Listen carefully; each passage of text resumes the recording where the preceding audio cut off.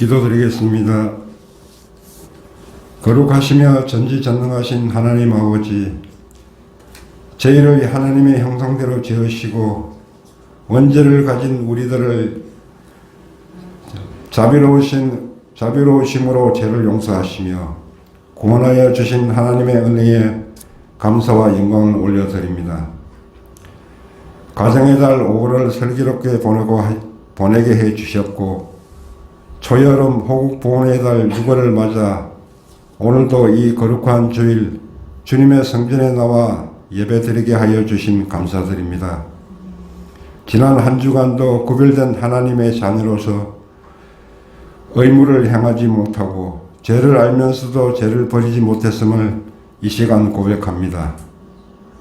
하나님의 뜻이 아닌 줄 알면서 지은 모든 죄들, 이 시간 주님 앞에 내려놓고 자복하고 회개하니 우리의 마음을 정결케 해 주시되 새롭게 거듭나는 시간이 되게 하여 주십시오.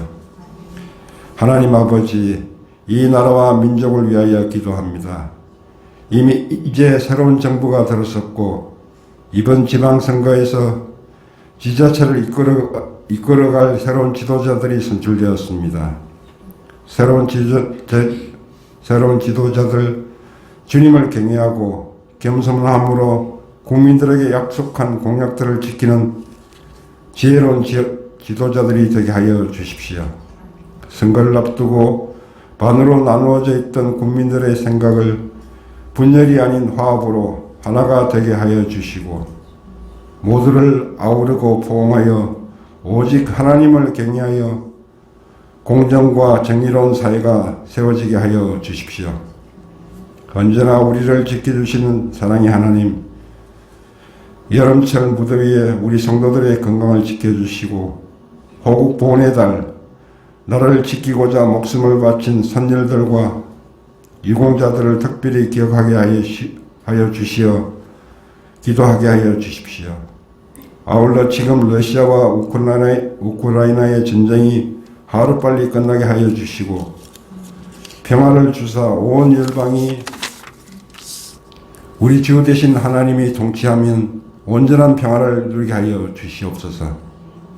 우리의 생명과 축복을 주시는 하나님, 오늘도 단위에 세우신 담임 목사님, 귀한 생명과 축복의 말씀을 전가하실 때 성령께서 함께 하셔서 열정과 영육 간의 강건함, 그리고 성령님의 능력을 더하여 주십시오.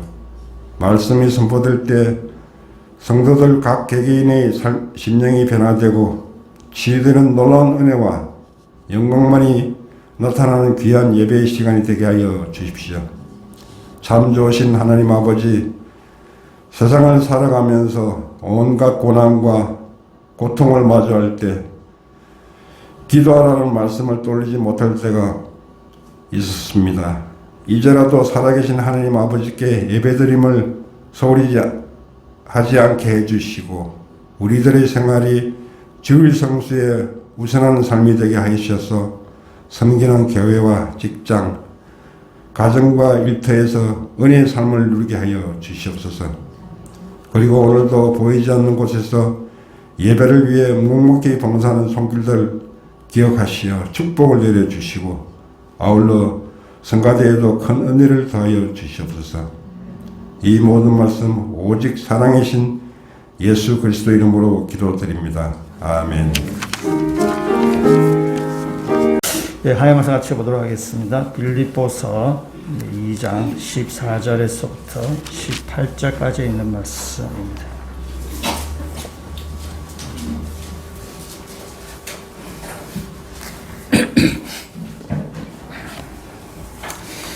빌립보서 2장 14절에서부터 18절까지의 말씀 제가 읽고 마지막 18절 말씀은 같이 읽도록 하겠습니다. 모든 일을 원망과 시비가 없이 하라. 이는 너희가 흠이 없고 순전하여 어그러지고 거스르는 세대 가운데서 하나님의 흠없는 자녀로 세상에서 그들 가운데 빛들로 나타내며 생명의 말씀을 밝혀 나의 다름질이 헛되지 아니하고 수고도 헛되지 아니하므로 그리스도의 날에 내가 자랑할 것이 있게 하려 함이라. 만일 너희 믿음의 재물과 섬김 위에 내가 나를 전제로 드릴지라도 나는 기뻐하고 너의 무리와 함께 기뻐하리니 이와 같이 너희도 기뻐하고 나와 함께 기뻐하라. 아멘. 우리가 지난 주간에 우리가 전교인 야외 모임을 우리가 했었는데요. 우리 모임 장소가 밀양이어가지고 밀양에 산불이 나서 좀 많이 걱정을 했습니다. 전날까지 이걸 어떻게 할까 고민을 좀 했고 아마 이렇게 준비하셨던 분들도 많이 걱정을 했으리라고 합니다. 다행인지 하여튼간에 좀 이렇게 우리 야외 모임을 잘 하게 되었습니다.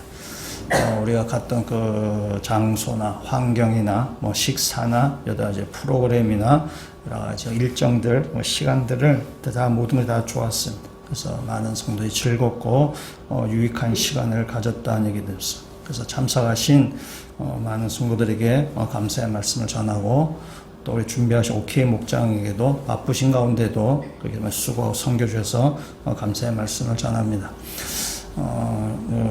준비하셨던 분들이 예상 인원을 40명으로 했다고 해서 40명 식사 준비도 이제 40인분을 준비했을 텐데 참석하신 분이 39명 참석했다고 그러더라고요. 제가 볼 때 기가 막힌 숫자다 저는 생각에 40명 꼭 왔으면은 좀 그럴 거고 한 명이 딱 모자라니까 거기 참석하지 못하신 분이 부담감을 느끼는 거죠. 내가 갔어야 되는데 내가 가서 40명 딱 맞춰주는 건데 한 명이 모자라가지고 참석하지 못하신 분들이 굉장히 부담감을 가졌을 거라 생각합니다. 10명 모자가 좀 다르다. 한 명 딱 모자라니까 부담감이 확 되는 거죠. 내가 갔어야 되는데 이런 생각이 됩니다. 우리가 또 8월 말에 우리가 여름 수련회 준비하고 있는데 그때 또 다 참석하셔서 또 유익된 시간 되시기를 바랍니다.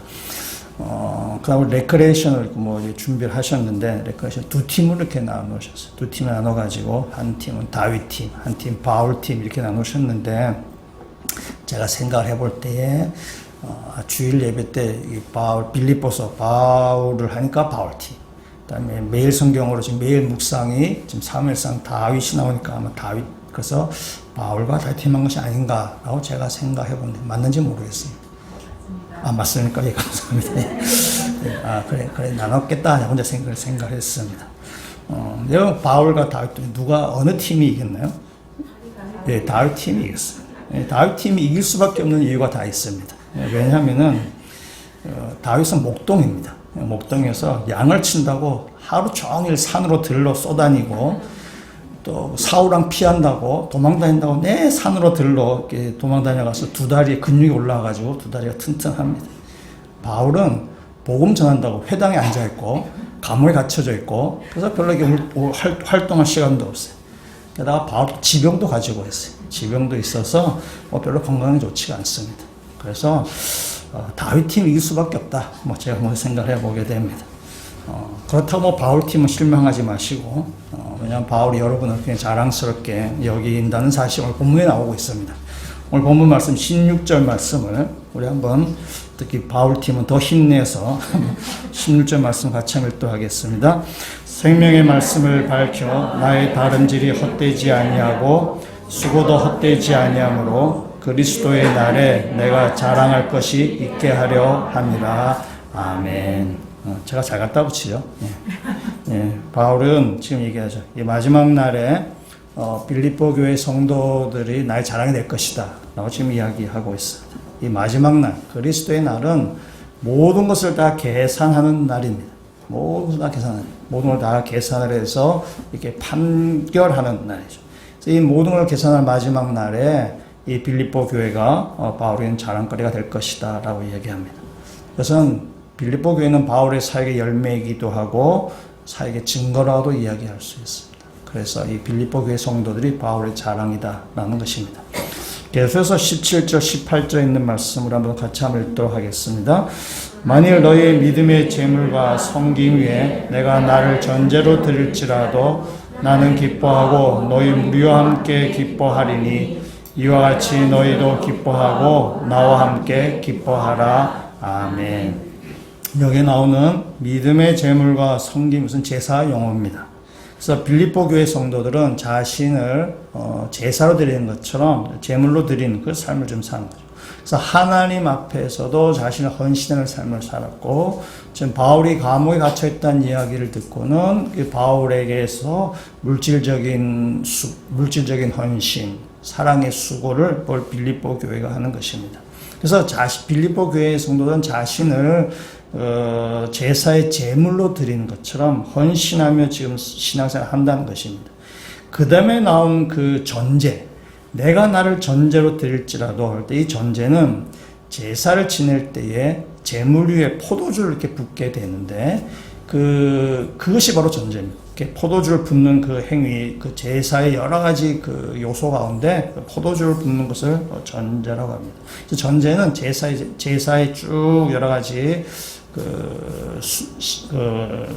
프로그램 가운데 마지막 부분에 해당하는 것이 바로 전제입니다. 그래서 바울이 지금 얘기하는 것은 빌립보 교회 성도 여러분이 자신을 제사의 제물로 드리는 것처럼 당신들이 헌신하는데 내가 그 위에 나를 전제로 붓는다 하더라도 내가 그 위에 나를 전제로 붓겠습니다라는 거죠. 여러분 전제에 포도주를 붓는다 그랬지. 포도주 색깔은 붉은 색깔입니다. 그래서 바울이 이 말은 뭐냐면 자신을 기꺼이 희생하겠다는 뜻이에요. 지금 바울은 지금 감옥에 갇혀져 있어요. 감옥에 갇혀져 있고, 자칫하면 좀 사형 집행을 당할 수도 있는 그런 상황 가운데 있어요. 그래서 이 자신을 전제로 드린다라는 것은 바울이 자신이 내가 사형 집행을 받아서 내가 죽는 한이 있다 치더라도 내 자신을 희생 제물로 드린다 치더라도 하는 바울이 자신의 죽음을 염두에 두고 하는 이야기죠. 그래서 바울이 빌립보 교회 성도 여러분이 자신을 제사의 제물로 헌신하며 드리는데 나의 희생까지, 나의 죽음까지 그 위에 내가 드린다 치더라도 나는 기뻐합니다라는 것입니다. 그래서 17절과 18절에 있는 말씀에 보시면 여기 기뻐하다는 말이 4번 반복돼요. 굉장히 많이 지금 나오고 있는 것입니다. 그래서 바울이 내가 감옥에 갇혀져 있는 것에 대해서 빌립보 교회 성도 여러분 근심하거나 걱정하지 마십시오. 기뻐하십시오. 내가 내 자신을 전제로 드린다 하더라도 내 자신을 내가 이렇게 죽는다 치더라도 내가 전혀 실망하거나 겁나거나 두렵지 않습니다.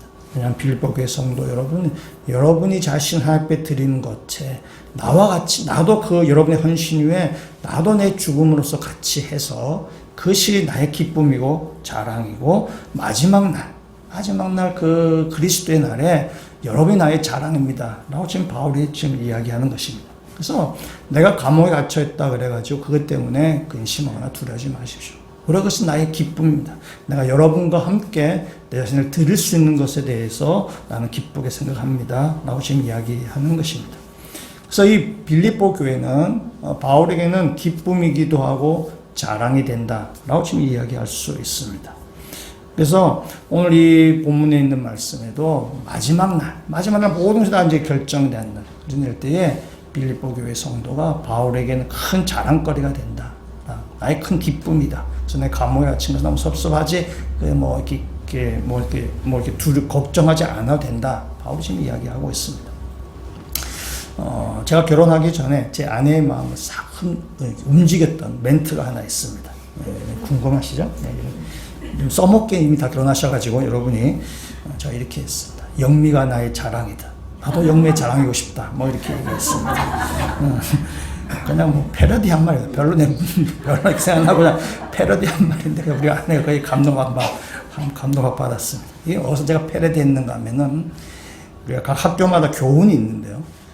서강대학교의 교훈이 진리에 순종하라라는 것입니다. 근데 교훈 말고 표가 또 있습니다. 학교에 표가 있는데 표가 이것입니다. 그대가 서강의 자랑이듯 서강 그대의 자랑이여라. 이런 거예요. 제가 어떻게 알겠어요? 아마 학교 졸업생이 지은 문장인데 제가 볼 참 멋있더라. 제가 멋있어서 그걸 제가 외우고 제가 아내에다 써먹은 거지.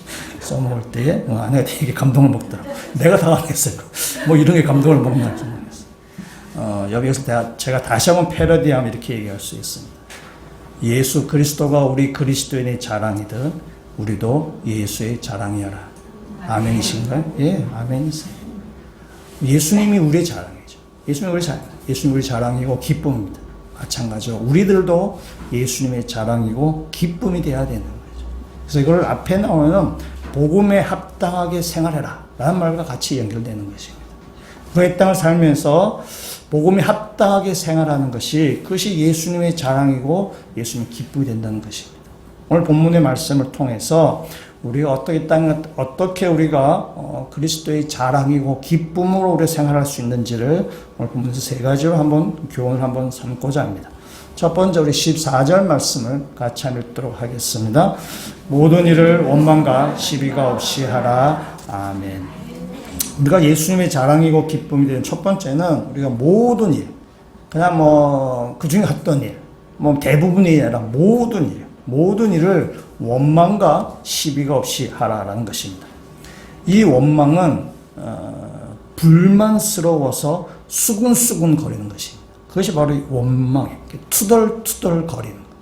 아니면 당사자가 없는데 뒷담화 까는 것. 이것이 바로 원망. 시비라는 것은 의견 충돌로 인해서 말다툼하는 것이 바로 시비입니다. 원망과 시비를 잘하는 사람이 누구였는가 하면 바로 이스라엘 백성들. 이스라엘 백성을 대표적으로 얘기할 수 있는 것이 바로 원망과 시비예요. 고린도전서 10장에 있는 말씀 한번 보시면 스크린에 있는데요. 고린도전서 10장 9절에서부터 11절까지 있는 말씀에 바울이 이스라엘 백성들이 지나간 이스라엘 선조들의 쭉 이야기가 고린도전서 10장에 나오는데 그 중에 한 부분입니다. 우리 9절에서부터 11절까지 있는 말씀 같이 한번 읽어보도록 하겠습니다. 그들 가운데 어떤 사람들이 주를 시험하다가 뱀에게 멸망하였나니 우리는 그들과 같이 시험하지 말자. 그들 가운데 어떤 사람들이 원망하다가 멸망시키는 자에게 멸망하였나니 너희는 그들과 같이 원망하지 말라. 그들에게 일어난 이런 일은 본보기가 되고 또한 말세를 만난 우리를 깨우치기 위하여 기록되었느니라. 아멘. 하나님께서 이스라엘 백성 애굽에서 구원해 내셨습니다. 구원해내시고 홍해를 건너서 이제 약속의 땅으로 가는 중이에요. 이 광야를 이렇게 생활해야 되죠.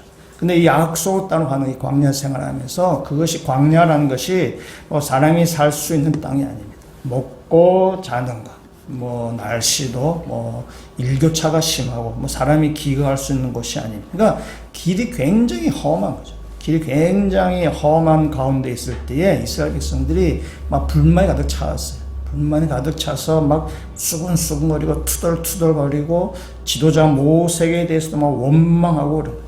그래서 모세의 지도와 모세의 명령에 대해서 막 반발하고 막 딴지 걸고 그랬댔었습니다. 그들이 했던 얘기가 뭐냐?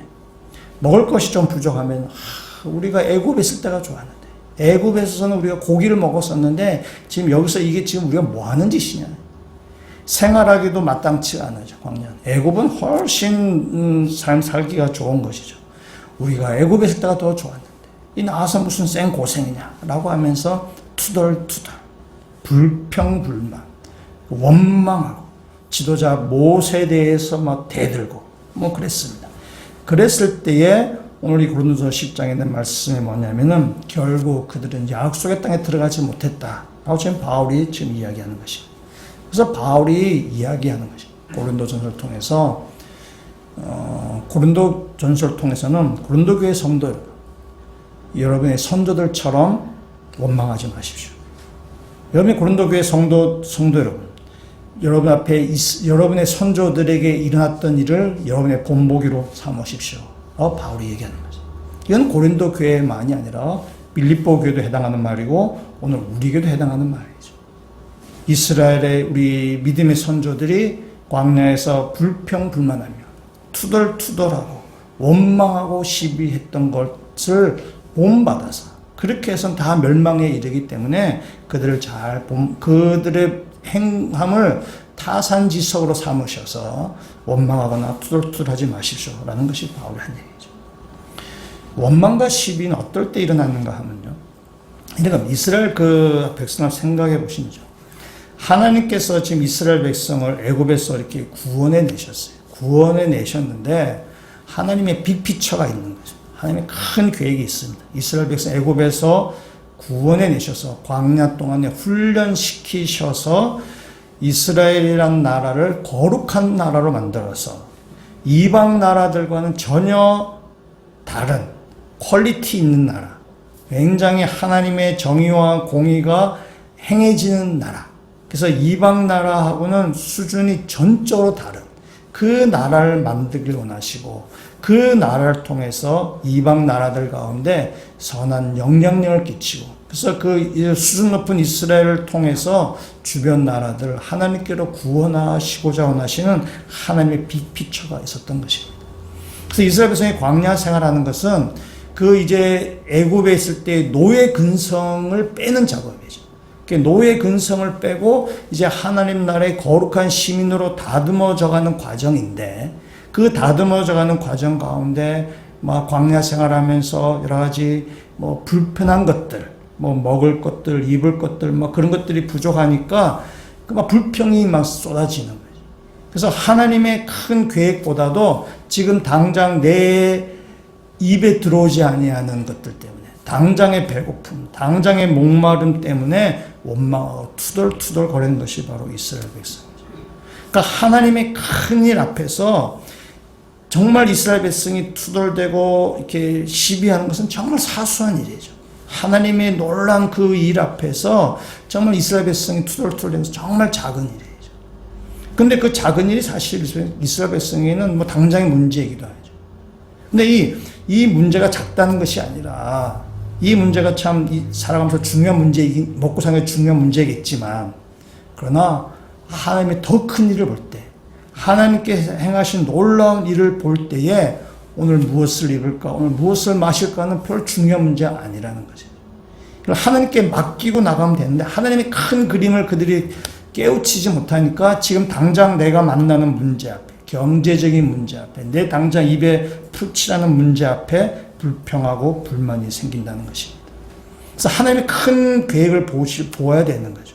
하나님의 큰 계획을 보고 깨우치게 되면은 설사 내 삶에 있어서 이렇게 불만족스러운 일이 생긴다 치더라도 그것이 하나님 나라를 훈련시켜 가는 과정에서 깨닫게 되면은 불평 불만이 아니라 그건 하나님의 일하심을 보게 되고 견뎌나가고 이겨나갈 수 있게 된다는 사실입니다. 이스라엘 백성이 그걸 못 본 거죠. 하나님이 애굽에서 그들을 건져내셔서 하나님 어떤 계획을 가지고 지금 일하고 계시는 것을 그 큰 그림을 이스라엘 백성이 깨우치지 못한 것입니다. 그래서 계속 불평하고 투덜투덜 거리게 되는 것입니다. 이것은 우리 부모와 자녀와의 관계도 비슷합니다. 우리 부모님들이 자녀에게 참 이렇게 사랑을 많이 베풉니다. 근데 그 부모님의 사랑은 정말 큰 사랑이죠. 자기를 희생하면서까지 자식을 사랑하는 거죠. 부모는 잘 못 먹더라도 자식은 잘 먹이고 입히려고 하는 것이 바로 부모님의 사랑이죠. 정말 큰 사랑이고 큰 희생입니다. 근데 이놈의 자식들은 못돼 처먹어가지고 이 부모의 사랑을 잘 알지 못해. 못돼 처먹었단 말을 저희 어머님이 저한테 계속 했단 말이에요. 이 자식은 못돼 처먹어가지고. 굉장히 자기 중심이에요. 우리 자녀들 굉장히 자기 중심. 조금만 불편하면 입이 삐쭉 나와가지고는 막 투덜투덜 거립니다. 저도 입이 삐쭉 나면 어머니 없어 입을 막 두드려 먹는 옛날에 그런 기억이 있어. 뭐 내가 조금 불편하면은 부모님의 큰 사랑 앞에 정말 작은 것인데 그러니까 내가 당장 불편하니까 내가 정말 자기중심적이니까 거기에 대해서 막 투덜투덜 불평하는 것입니다. 심순덕이라는 분이 지은 시 엄마는 그래도 되는 줄 알았습니다 라는 시가 있는데 참 이렇게 마음이 좀 뭉클해지는 시입니다. 엄마는 그래도 되는 줄 알았습니다. 하루 종일 밭에서 죽어라 힘들게 일해도 엄마는 그래도 되는 줄 알았습니다. 찬밥 한 덩이로 대충 부뚜막에 앉아 점심을 때우다. 엄마는 그래도 되는 줄 알았습니다. 한겨울 냇물에 맨손으로 빨래를 방망이질해도. 엄마는 그래도 되는 줄 알았습니다. 배부르다 생각 없다 식구들 다 먹이고 굶어도. 엄마는 그래도 되는 줄 알았습니다. 발 뒤꿈치 다 헤쳐 이불이 소리를 내도. 엄마는 그래도 되는 줄 알았습니다. 손톱이 깎을 수조차 없이 닳고 문드러져도.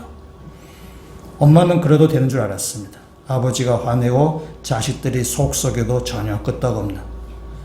엄마는 그래도 되는 줄 알았습니다. 외할머니 보고 싶다, 외할머니 보고 싶다. 그것이 그냥 넋두리인 줄만. 한밤중 자다 깨어 방구석에서 한없이 소리 죽여 울던 엄마를 본 후론 엄마는 그러면 안 되는 것이었습니다. 자식들이죠. 어머님이 희생하고 그들에 의해서 이렇게 베푸는 것도 당연히 그건 엄마의 당연한 거야 라고 이렇게 생각했다는 것이죠.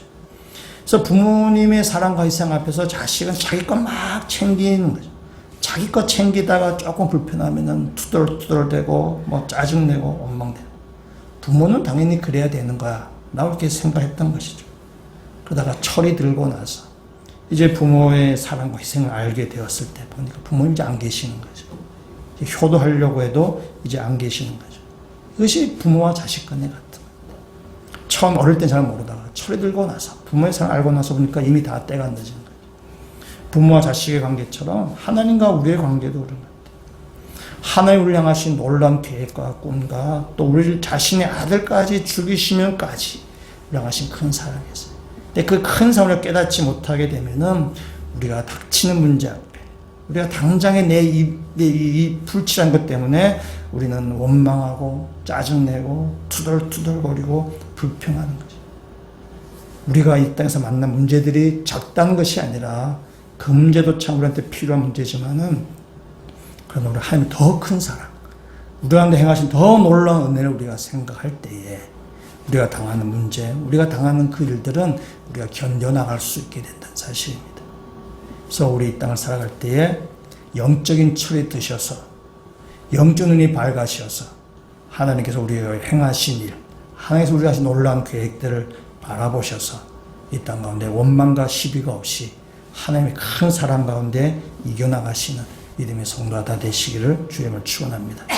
그것이 바로 예수님의 자랑이고 기쁨이 된다는 사실입니다. 예수님의 자랑이 되고 기쁨이 된 두 번째 것을 보면은 세상에서 하나님의 흠없는 자녀로 살아야 된다는 것입니다. 우리 15절 말씀을 같이 읽도록 하겠습니다. 이는 너희가 흠이 없고 순전하여 어그러지고 거스른 세대 가운데서 하나님의 흠없는 자녀로 세상에서 그들 가운데 빛들로 나타내며 아멘. 여기에 보면 대꾸되는 표현이 나옵니다.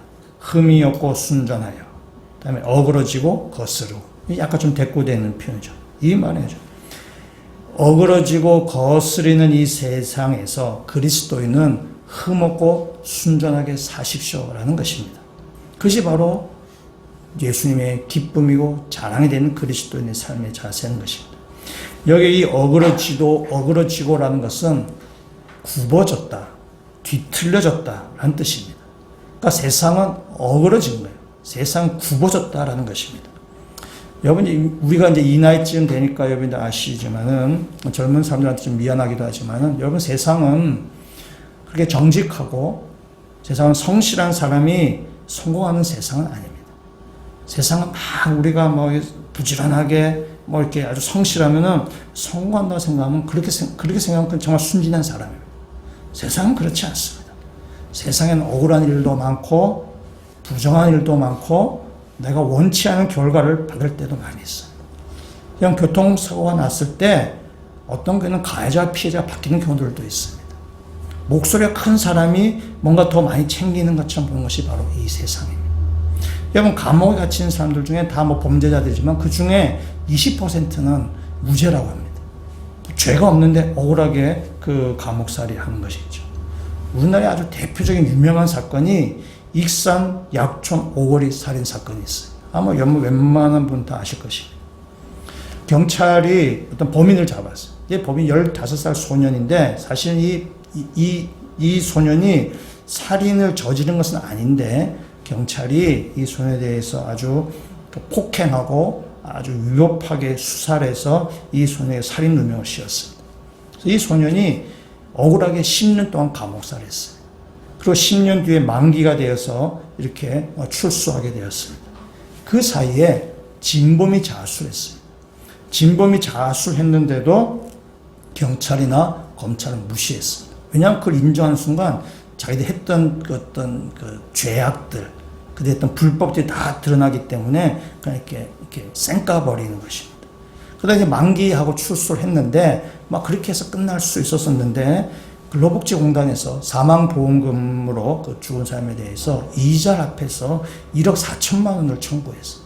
이 친구가 그걸 그거를 뭐 해낼 돈이 없으니까 뭐 어떻게 해서 그 뭐 재심을 신청하게 되었고 6년 동안의 재판 끝에 무죄로 선고됐어요. 그러니까 15살 소년이 10년 동안 감옥살이를 했고 무려 6년 동안 재판을 과정해서 16년 동안 억울하게 그가 이렇게 감옥살이를 한 것입니다. 여기 재심 재판 중에 이 사건을 담당했던 경찰은 자살했습니다. 44살 된 경찰이 자살했어. 자신이 뭐 이렇게 죄가 드러날 뻔하죠. 여러분, 이 15살 소년은 그 인생의 젊음을 다 감옥에서 억울하게 구겨져 버린 것입니다. 여러분, 세상에는 억울한 일이 참 많이 있습니다. 세상에는 어그러진 세상이에요. 뒤틀려지고 굽어진 세상이죠. 세상은 원래 그런 것입니다. 혹시 뭐 잘했다 못했다 그것이 아니라 세상은 그렇게 어그러져 있는 것입니다. 오늘 이 본문에 거스른다 라는 말이 나오는데 이 거스른다는 것은 이겁니다. 이 세상이 어그러져서 뒤틀려져서 그것을 좀 바르게 잡으려고 할 때에 거기에 대해서 거스르는 거죠. 그러니까 저항한 사람이 거기에 대해서 반발하고 저항한다는 것입니다. 어그러진 세상을 뭔가 바로 잡으려고 할 때에 거기에서 기득권을 누리고 있던 사람들은 저항하고 반발하게 되는 거죠. 여러분, 정치적인 상황을 뭐 이런 생각할 수 있으실지는 모르겠지만은, 나 정치적인 우리가 좀 멀리 떨어졌더라도 우리 일상에서도 이런 일은 얼마든지 일어날 수 있어요. 여러분, 직장 생활하는 동안에 직장에서 뭔가 어그러진 일에 대해서 내가 좀 뭔가 바로 잡으려고 할 때에 거기에 대해서 반발하는 사람이 항상 나오게 돼요. 그냥 그로 인해서 기득권을 누리고 있는 사람, 그 이해관계가 걸려져 있는 사람은 그것을 항상 그게 반발하고 나오는 것입니다. 이건 교회에서도 마찬가지입니다. 교회에서도 믿는 사람이 모였다는 이 교회, 한국 교회에서도 뭔가 이렇게 교회를 바르게 하거나 이것이 성경적으로 우리가 하자고 했을 때에 거기에 대해서 기득권을 가지고 있는 사람, 그래서 이해관계에 얽혀져 있는 사람은 그 계획을 반발하기도 하는 거예요. 교회 안에서도 그런 것이 있는 것입니다. 그래서 이 세상은 어그러져 있고 그 어그러진 것을 바로 잡으려고 할 때에 거스르는 곳이 바로 우리가 살고 있는 이 세상이라는 것입니다. 이 어그러지고 거스린 세상 가운데 그리스도는 어떻게 살아야 되느냐? 흠이 없고 순전하게 살아라 라고 얘기하죠. 이 순전하다는 것은 포도주나 무슨 금속물에 불순물이 섞여져 있지 않는 것입니다. 그래서 순전한 그 자체, 불순물이 섞여져 있지 아니하는 순전함, 진실함 그 자체가 바로 이 순전하다는 것입니다. 어그러지고 뒤틀려지는 세상에 물들지 않는 것이죠. 세상화되지 않는 것입니다. 세상처럼 되지 아니하고 순전하게 살아가는 것입니다. 그 순전하게 살아가는 사람은 오늘 15절 뭐라 얘기하는가 하면은 세상 가운데서 빛들로 나타난다 얘기죠. 이 원어의 뜻은 뭐냐면은 별과 같이 빛난다는 것입니다. 이 비틀려지고 이 뒤틀려진 이 세상에서 순전한 하나님의 백성으로 살아갈 때 그 사람 별과 같이 빛난다는 것입니다. 그것이 바로 주님의 기쁨이고 자랑이에요. 마지막 날 그렇게 살아가는 것이 주님의 자랑이 된다는 것입니다. 그것이 바로 그리스도인의 삶입니다. 우리가 지난 주일에 지방선거를 했었는데 이번 지방선거에 있어서 뭐 많은 사람이 이목을 집중시킨 사람은 그 경기도지사로 당선된 김동연 그 당선되신 분이실 것입니다.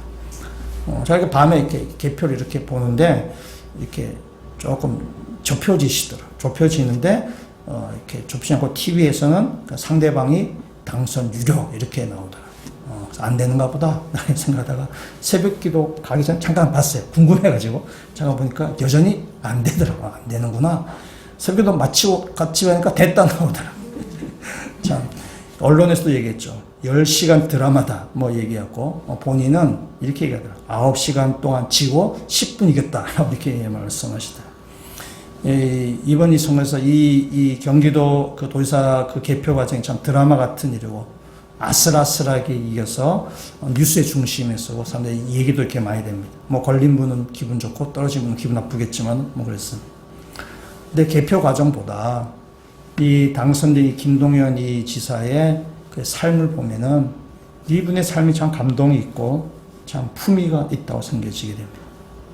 이분이 대통령 후보로 나왔었고, 그다음에 경기도지사로 나왔는데, 이분이 이렇게 이 선거에 나온 이유는 본인이 이렇게 얘기합니다. 기득권 사회를 깨기 위해서 나왔다라고 얘기를 합니다. 이분의 인터뷰 중에 이런 인터뷰가 하나 있었습니다. 요번에 우리 장관을 뭐 하면서 어떤 교육부 장관이 후보되더니 그 본인과 뭐 자녀들 풀브라이트 장학금 때문에 문제가 돼서 낙마하신 분 계시잖아요. 근데 이 김동연 지사도 이제 풀브라이트 장학금을 이제 받게 되었다고 합니다. 근데 이분은 좀 잘 아시는 것처럼 옛날에 상업학교를 나오고 그래서 대학도 야간 대학을 다니고 뭐 그렇게 이제 아주 이렇게 고생을 많이 하신 분인데 이분이 풀브라이트 장학금을 신청을 했는데 아주 어떤 유명한 장학금이죠. 그래서 누구나 받고 싶어 하는 거고, 그래서 경쟁률이 굉장히 치열한데, 자, 이렇게 면접을 보러 갔는데, 정확한 숫자는 기억 안 나지만 대충 이런 겁니다. 미국 교수 7명, 한국 교수 6명, 하여튼 그 정도 이제 반반 정도 이렇게 면접을 보는데, 자기는 최종적으로 1등을 했다. 그 1등에서 프로 장학금을 받고 미국에 유학을 이제 갔었는데, 한국 교수들은 자기를 꼴등으로 매겼고, 미국 교수는 1등으로 매겼다는 거죠. 그래서 그게 무슨 얘기인가 하면은 한국 교수들은 이분이 상업학교 출신에다가 우리 흔히 말하는 스카이 출신이 아니니까 흔히 말하는 우리 우스갯소리 지잡대 뭐 이런 식으로 그러니까 점수를 안 준 거죠. 그러니까 이 스카이 출신끼리만 이렇게 얽혀져 있는 거죠. 그 사람들. 근데 미국 사람은 뭐 우리하고 좀 관계가 먼 사람이니까 그런 학연이나 지연 따지 않고 그 사람 실력만 보다 보니까 지금 1등으로 줘서 이제 결과적으로 1등을 이렇게 줘. 그러니까 우리 사회의 이 기득권의 카르텔이 확 이제 이 공고하다는 것을 이분이 이제 그 경험한 것이죠.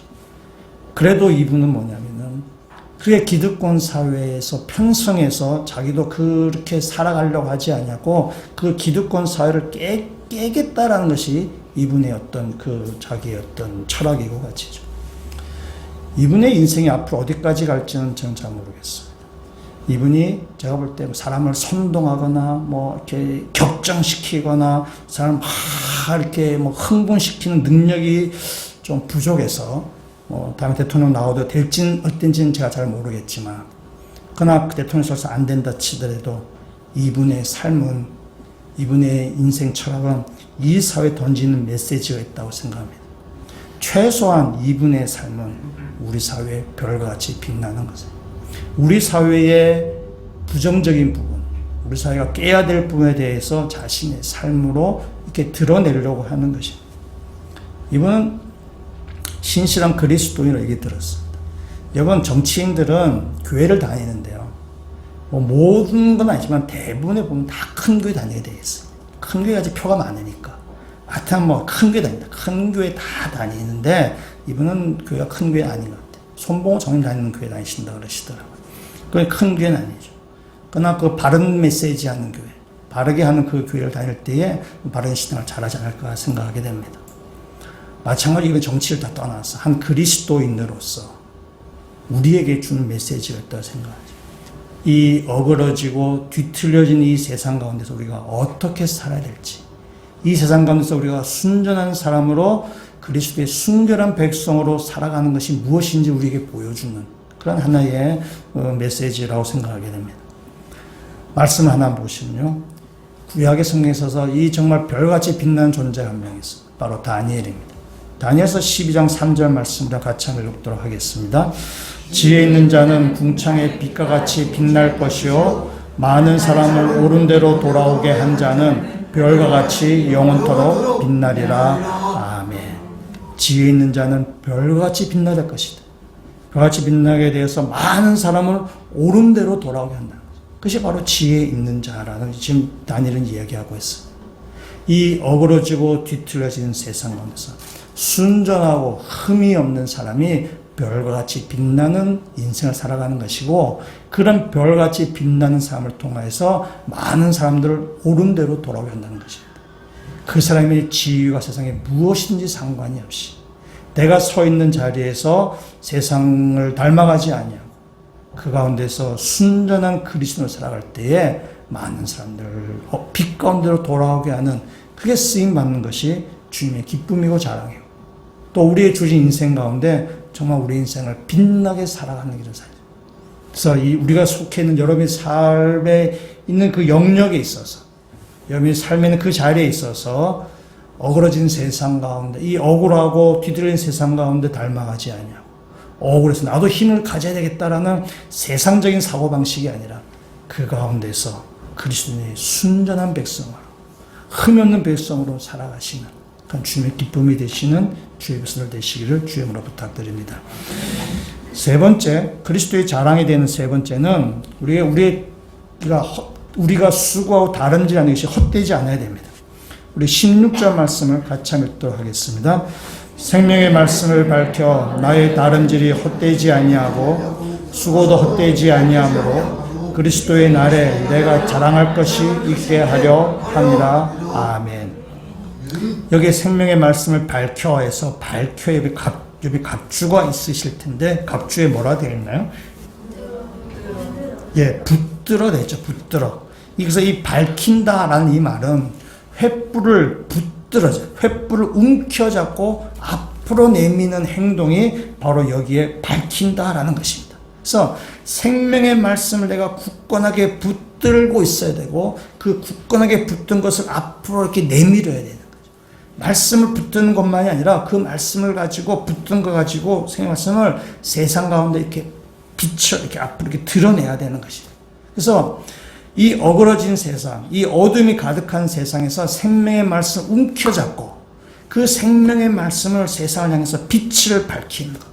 그것이 바로 그리스도인의 사명이고 바로 교회의 역할이라는 사실입니다. 여러분, 사도 바울은 그것을 위해서 지금 수고하고 헌신한다고 얘기하는 거예요. 사도 바울이 내가 다름질을 헛되지 않고 수고 헛되지 않기를 바라는 것은 생명의 말씀을 붙들고 세상 가운데 이렇게 앞으로 내어서 그 세상을 밝힌 그 빛을 낼 텐데 바울의 수고 헛되지 않기를 바란다라고 지금 이야기하는 것입니다. 여기 다름질하는 것은 운동선수가 하는 얘기예요. 운동선수가 열심히 다름질을 해서 1등으로 꼬려냈다면 그 수고한 것, 그동안 훈련했던 것, 땀냈던 것들이 결코 헛되지 않다는 것이죠. 우리가 신앙생활하면서 여러 가지 여기 수고를 많이 하고 헌신하고 이렇게 봉사합니다. 여러분, 그것이 헛되지 않아야 되죠.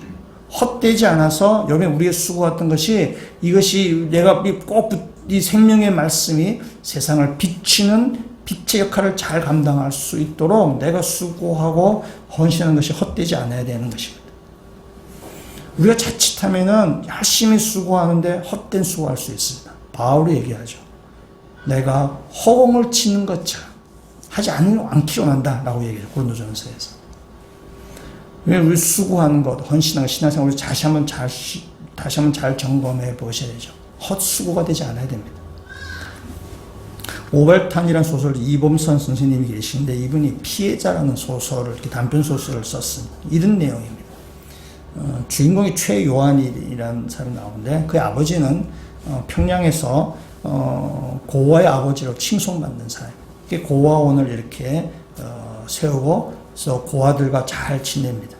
이 아버지 최장로는 자기의 아들 요한이도 다른 고아에 비해서 이렇게 더 특별히 대우하거나 더 잘 먹이거나 또 잘 비지 않습니다. 그냥 고아들과 똑같이 대우하는 것입니다. 그래서 이 요한이는 그 아버지를 굉장히 자랑스럽게 아주 이렇게 생각했습니다. 그러다 보니까 이 요한이도 고아들을 대할 때도 편견이 없는 거죠. 다 똑같이 아버지와 자기가 똑같이 대하니까 이 요한이도 다른 고아들을 대할 때 어떤 편견도 없어요. 똑같이 대하는 것입니다.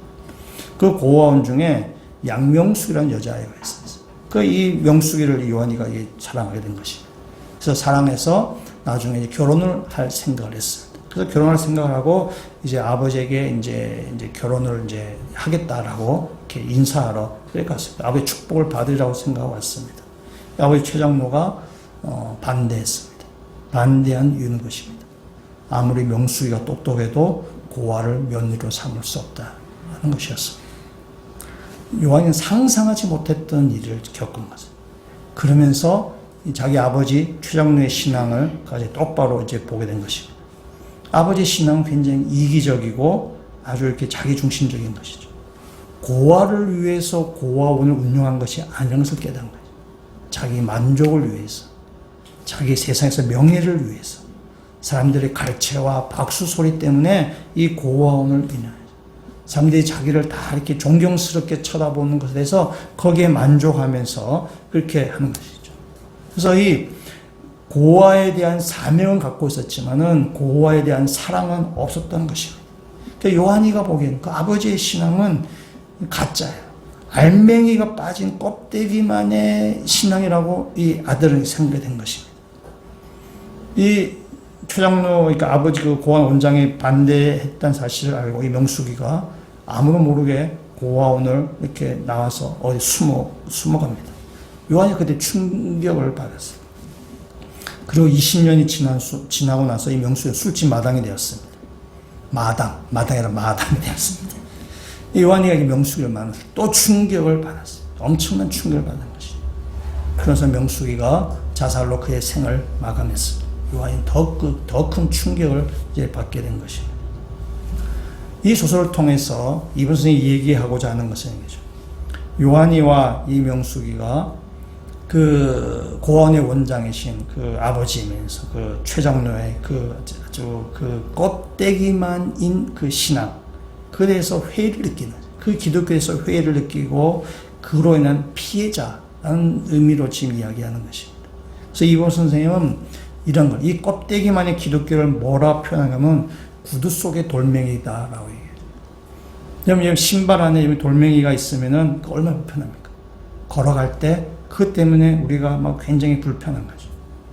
이 원장의 껍데기뿐인 이 신앙을 눈치챈 그의 아들, 또 그 고아원, 그에게는 이 기독교는 그는 구두 속의 돌멩이 같은 것입니다. 그게 걸림돌이 되어버리는 것이죠. 걸어가긴 걸어가지만 쩔뚝쩔뚝 거리면서 걸어갈 수밖에 없는 것입니다. 이 소설을 통해서 오늘 우리 주신 메시지가 있는 거죠. 이 땅에 교회가 많이 수고하고 헌신합니다. 그러나 우리가 자칫하면은 껍데기뿐인 기독교, 껍데기뿐인 교회가 남을 수 있는 거죠. 구두 속의 돌멩이처럼 우리는 굉장히 불편하게 만드는 것입니다. 여러분, 이 구두 속의 돌멩이는 우리가 진리와 빛으로 나가는데 방해가 되는 것입니다. 우리가 수고하고 헌신한 것이 있습니다. 또 수고헌신을 통해서 교회가 세워져 가기도 하는데요. 우리 수고와 헌신과 충성과 봉사가 여러분 정말 주님을 위해서 하는 것인지 나의 자신의 만족을 위해서 하는 것인지 우리가 잘 점검해 보셔야 되죠. 그래서 내 수고가 정말 주님이 원하시는 그 수고가 돼야죠. 주님이 기뻐하시는 그 수고가 돼야만 돼요.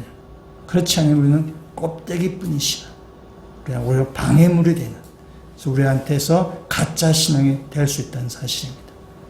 우리의 수고가 헛된 수고가 되지 않도록, 허공을 친 일이 되지 않도록, 우리의 수고, 우리가 헛심 쓴 일이 되지 않도록 열심히 수고하고도 아무런 결과가 없는, 우리 바울처럼 내가 버림받을지 모른다는 바울의 고백처럼 자신을 날마다 복종시키셔서 주님이 원하시고 기뻐하시는 일이 무엇인지 잘 분별하여서 이 땅에 참으로 그리스도의 자라야 돼요. 그래서 기쁨이 되고, 그래서 이 땅에는 많은 어둠이 있는 사람들 가운데 생명의 빛으로 인도하는 하늘의 별과 같은 그 빛나는 존재로 살아가시는 모든 믿음의 성도가 다 되시기를 주님의 이름으로 축원합니다. 같이 한번 기도드리시겠습니다. 주님, 저희들이 복음에 합당한 삶을 살게 되기를 원합니다. 이 어그러지고 거스른 세상에서 생명의 말씀을 붙들고 살게 하시고, 이 어두운 세상에 별과 같이 빛나는 그리스도인으로 살도록 주님 저희를 인도하여 주시옵소서. 이 소망이 없는 세상에 소망이 되게 하시고, 세상을 구원하시려는 하나님의 그 놀라운 계획 앞에 쓰임받는 자가 되게 하여 주셔서 마지막 날 주님의 자랑이고 기쁨이라는 평가를 받을 수 있는 모든 주의 백성들 되게 하여 주시옵소서. 예수 그리스도의 이름으로 기도합니다. 아멘.